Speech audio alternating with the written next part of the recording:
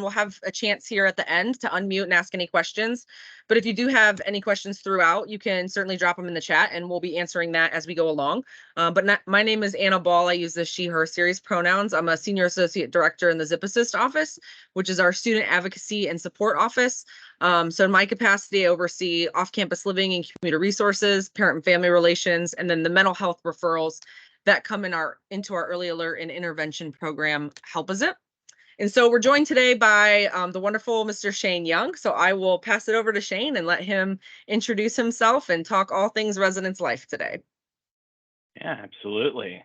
So my name is Shane Young. We'll skip ahead to my pretty picture. So I'm the Senior Associate Director of Residence Life and Housing. I have about 7 years of experience working in residence life and housing. Also, please don't mind if you see or hear my cat. He is very loud and usually obnoxious. But yeah, so we do have a parent and family association. We're committed to engaging parents and family members of UA students as partners in supporting student success, helping understand what questions you have, helping them navigate the university, assist in finding the appropriate resources, and helping them talk through any challenges that your students or parents, family members might have as they are kind of navigating that college experience. So for the webinar, we're going to talk a little bit about our move-in process for on-campus housing, as well as what to bring, what not to bring, some packing tips, talking a little bit about early and late arrivals, what to expect on move-in day, transition into school, and then at the end, we'll have time for additional questions and provide any resources that we might have for you. So what you should already know.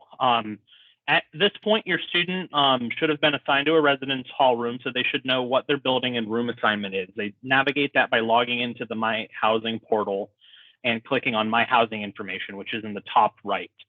They're going to be able to also see their roommate or their suite mate contact information there so that they can contact that person in advance, coordinate who's bringing the fridge and the really big TV. They also should be able to sign up for a move-in appointment. We'll have some screenshots just soon about what that looks like. All of your students' correspondence is going to their UA email address, and in most cases, these resources can also be found in their My Housing portal. We have also started our countdown to move-in emails. They might seem like a lot, but it's all really good information. Go ahead and read through that information and then store it in a folder so that you can reference it a little bit later if you need to. In fact, one student did reach out to us and said, hey, can I have all of the subjects for these? Because I want to send this to my sister's school because it's pretty helpful, the information that you're sending us. So we're happy to provide as much information as possible. So referencing the last slide, here is a picture of the student's My Housing portal. In the top right, you can see My Housing information, which is where your student can go see their housing information. When they're signing up for a move-in appointment, they're going to come down here to the move-in section and they're going to click on Fall Move-in Appointment. When they are looking at that, it's going to look a lot like this screen, except the dates will be for this year. Some important notes, like you can see here that this student currently has an appointment for 8/18 from 1 to 3. So this red release button, this means that this is the appointment that they have selected. They can change that appointment if they want by hitting the red release button, then they'll be able to select another available appointment. But if your student logs in to verify their appointment information and this is what they see, it's already been selected for them. Some important things you're going to see are here talking about volunteers. Are volunteers going to be available? In most cases, yes. You're going to see where the key pickup location is for your student. That's really important because you want to make sure that your student is going to the correct location to pick up their key. If it is for our regular move-in dates on the 22nd, 23rd, and 24th, that will be at their service desk of their specific building. You're also going to see unloading zone instructions, which is going to have some GPS coordinates as well as the name of the lot or the parking deck where you're going. So what's really important is that you navigate to that space, that unloading zone, and then your student can exit the vehicle and go to their building to pick up their keys. Once they have their keys, they can come on back and then you can start unloading.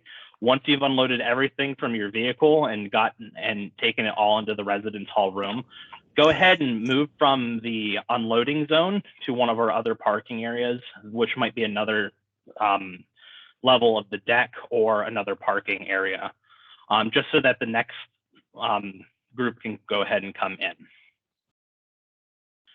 So some things that you might want to bring. What to bring, we recommend you pack light. You do not need an entire U-Haul to move into your residence hall room.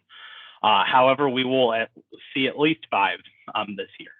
But some things that you definitely are going to need to be bringing are bed linens. So our beds are twin extra long. Twin will not be long enough. You do need twin extra long. You're going to want to bring some bath linens. So make sure that you're bringing towels, wash rags, whatever you need, as well as a shower tote and shoes. Depending on where your student is living, they might be in a community bathroom style hall.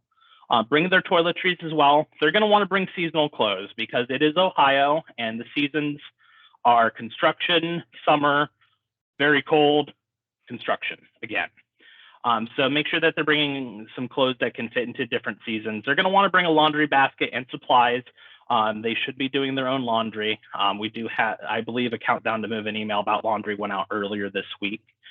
You might want to bring a small sewing kit, so in case one of their buttons pops off, they have the ability to go ahead and fix that. A first aid kit, just in case they get a small cut. We do have some available at our service desk, but it's always important for students to bring their own. Also, bring a mess kit.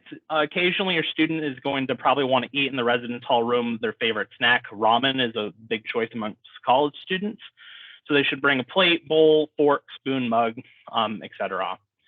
They're going to want to bring supplies that also help them succeed here in college. That could be a laptop and other school supplies so that they can take notes, they can access their campus resources.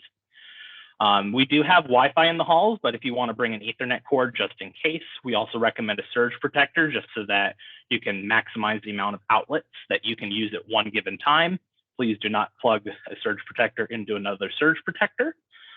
We also recommend that all of some of these electronics, such as surge protectors, are UL approved, which means that it's Underwriters Laboratory. They've just put their sticker on it saying, like, this is a good product. It's not a specific company, it's just a certification. Your students probably also going to want to bring a backpack or a laptop bag so that they can kind of navigate from class to class, because sometimes they have to go from one class to another, to another, to another. Some things that might be nice, you might want to bring an umbrella. I would recommend it. It does rain here in Ohio periodically and unexpectedly. Bring a flashlight just in case you need to see in the dark. There can be unexpected power outages, unfortunately, due to weather.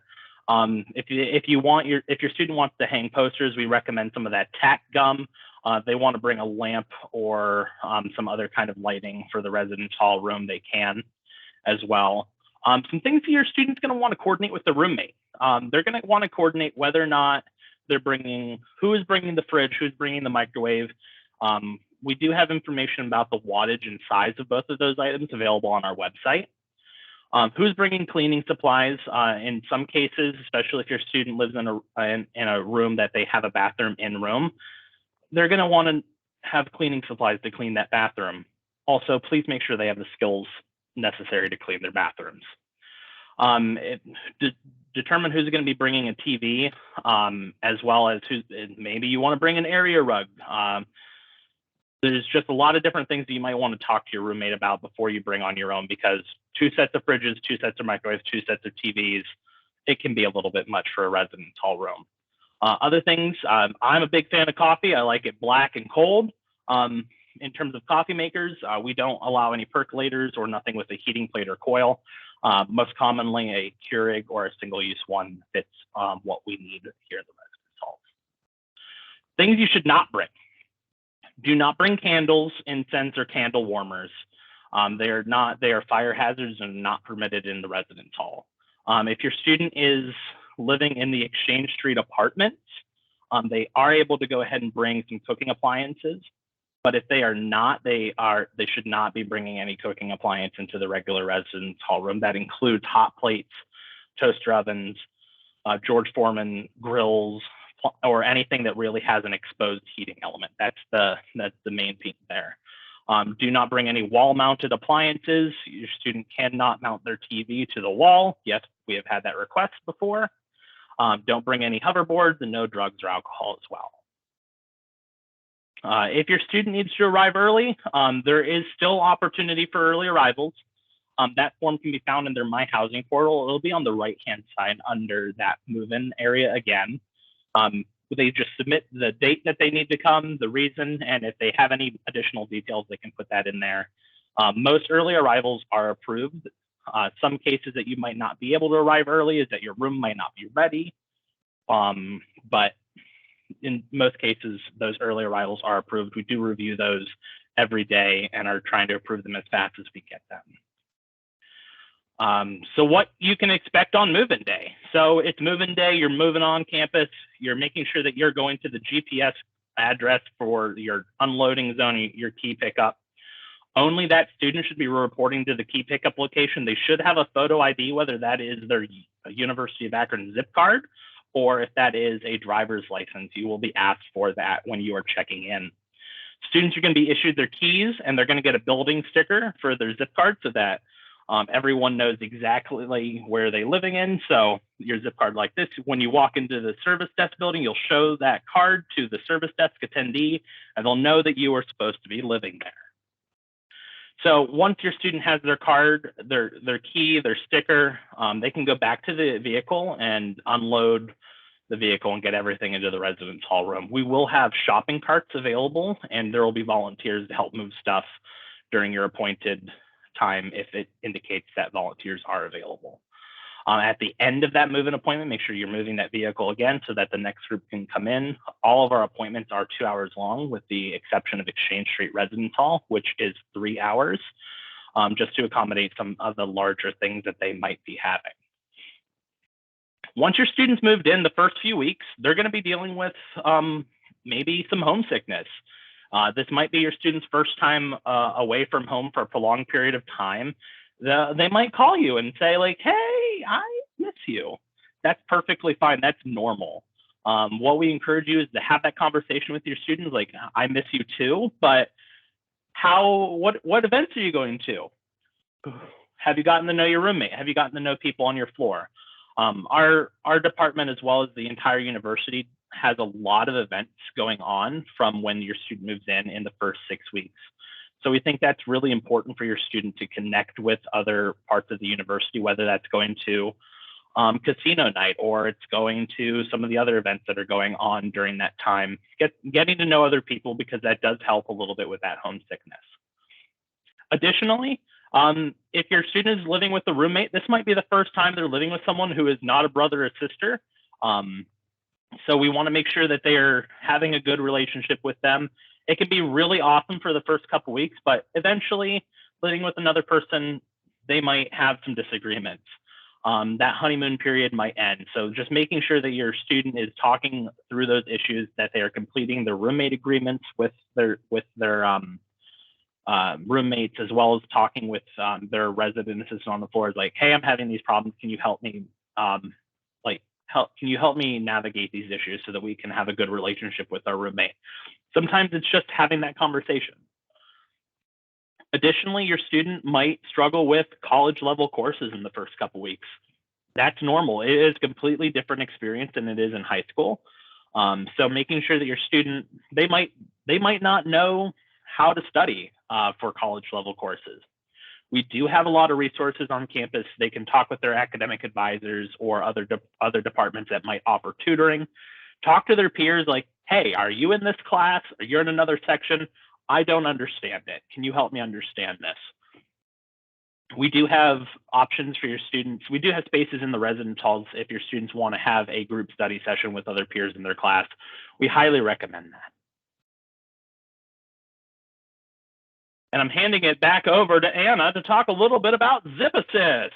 Awesome. Thanks, Shane, for that good rundown of what to expect on move-in day and kind of what to prepare for as you're looking to pack the cars and pack all of the things to move to campus. So We're Zip Assist. Our office is located in Simmons Hall, so directly across from where your student got their zip card.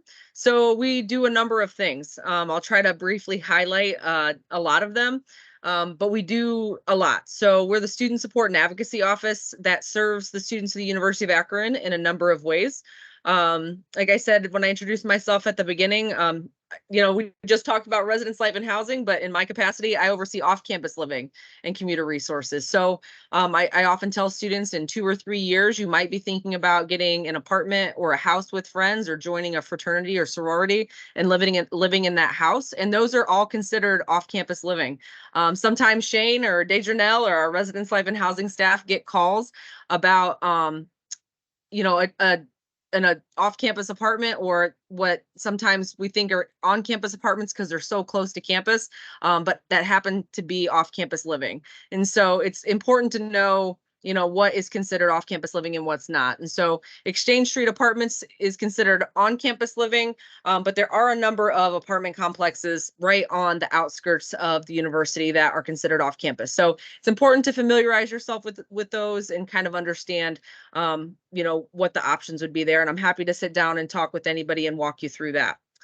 We also oversee parent and family relations, which is why we're here today. We hosted this on our Facebook webpage. If you're not a part of that, please join that. We also send a newsletter.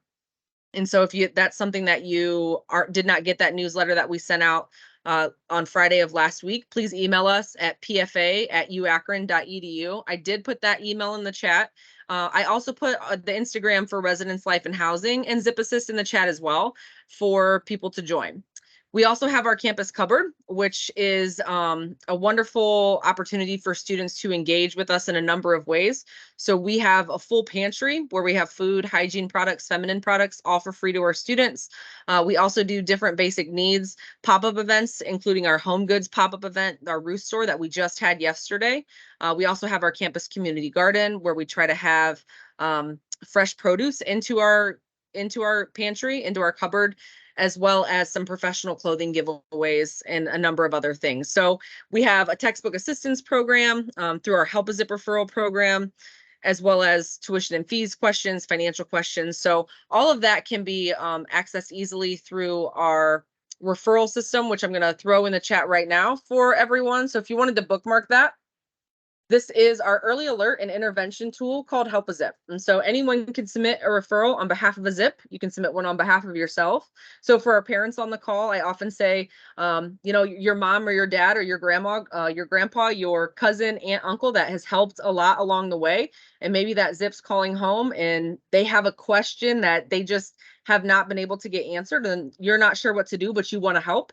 You can absolutely submit a Help a Zip referral. We're not necessarily going to reach out to you, but we're going to reach out to your zip. We're going to give them a call and say, hey, my name is Anna. How can I help you and guide you through this concern or this question that you might have, and how can I connect you to resources and provide that space to figure out what the next step is. And so we do a number of things, but I would definitely encourage you to follow us on Instagram and to stay up to date on anything that we are doing or any events that we do have. So we have a commuter carnival coming up. We have a welcome back coming up on August 30th for our students in Simmons Hall to meet all of our wonderful offices that exist in Simmons Hall, from student accounts to the registrar, to military services, Office of Accessibility, counseling services. So a number of things that we do, and we connect students to places and offices across campus. And so, so would love for you all to join us on Instagram and follow us so we can stay up to date. And Shane and I are happy to take any questions if anyone has any. I see Tim's typing in the chat. So if anybody wants to unmute and ask a question, you can feel free to do so now. Or you can type it in the chat and I'm happy to read that out. And we'll do our best to answer. Not every question is a question we can answer, but we will do our best to answer as many questions as possible. All right, so our question, Shane, is how often are fire drills or fire alarms tests? So I'll break it into two. So how often are fire drills and fire alarms testing happening? Shane, is there a testing for our fire alarm systems does happen semesterally.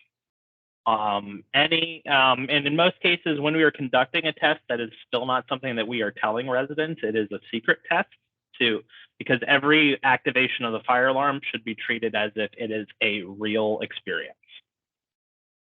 Yeah, thank you. Mhm. I feel like that leads me to another question, because I do think, sometimes the alarms go off, right? And it's for a number of reasons, but I think a number one reason, and I'll let Shane answer this, but is kind of microwave usage. So I don't know if you have any insight on that, Shane, that you could provide some guidance there. I would say for microwaves, the popcorn button is not actually meant for popcorn. Making sure that when you're utilizing a microwave or in the Exchange Street apartments and you are actively cooking, make sure that your student is paying attention to what is going on, that they are using an appropriate level of heat. Just because I'm really hungry doesn't mean I should turn that all the way up to 8 in order to cook that chicken breast faster. So making sure that your student is patient, taking care of it. In Exchange Street apartments, for instance, we do have ventilation systems on that stove that they can activate to absorb any steam or any smoke, depending on how long that they've left that chicken breast there. So just making sure that your student is attentive when they are cooking, and making sure that if the fire alarm does in fact go off, even if your student believes they are the cause, they do have to evacuate that building. There are evacuation points outside of each of the buildings that they should go to. And then once the University of Akron Police Department responds, they will clear the building, and then they'll let us know when we can let residents back into that building. Sometimes it happens, if a fire alarm does go off and your student is responsible, our staff are there to have that conversation with them and just talk about how could we have avoided this scenario, and have a conversation with them about that. If it becomes a problem, we'll have some additional conversations with them. But definitely being attentive is the number one thing that you can do to prevent a fire alarm activation. Absolutely. Thanks, Shane. And what would happen if a student did not vacate the residence hall during an Yeah. alarm? If they did not vacate the residence hall, that is a violation of the student code of conduct. So your student would be referred to the Office of Student Conduct and Student Responsibilities. And that would involve a conversation with a staff member, like to just talk about the policy, talk about the violation, and make sure educationally that it doesn't happen again. So making sure that your student is following that policy and exiting is the most important way to prevent that. Thanks, Shane. So Michael asked, do you recommend bringing a mattress liner to prevent bed bugs? All of our halls each summer, we have certified pest control as well as a bed bug sniffing dog come through all of our residence hall rooms each summer to determine, to test them and make sure that there isn't any bed bugs. And if there are, they are treated during the summer. So you're more than welcome to bring a liner, or a lot of our students bring mattress pads. We do have residence hall mattresses, which are probably not as comfortable as the ones that your student has at home. So if they want to bring a liner or mattress pad to make that a little bit more comfortable and or prevent any infestations, they're more than welcome to do so. Thanks. Well, any other questions? You can feel free to unmute yourself and ask a question, or throw it in the chat. Well, I did think of something as you were talking, Yeah, Anna. sure. One of the things that your student is protected by FERPA when they arrive to the University of Akron, which means that staff are limited in what they're able to talk to you about. In general, what we can talk to a parent or a guardian about is what is our process. So I can tell you our process for this is this, this, this, and this. If your student has not submitted what is known as a release of confidential information, that is a process that your student has in their student center.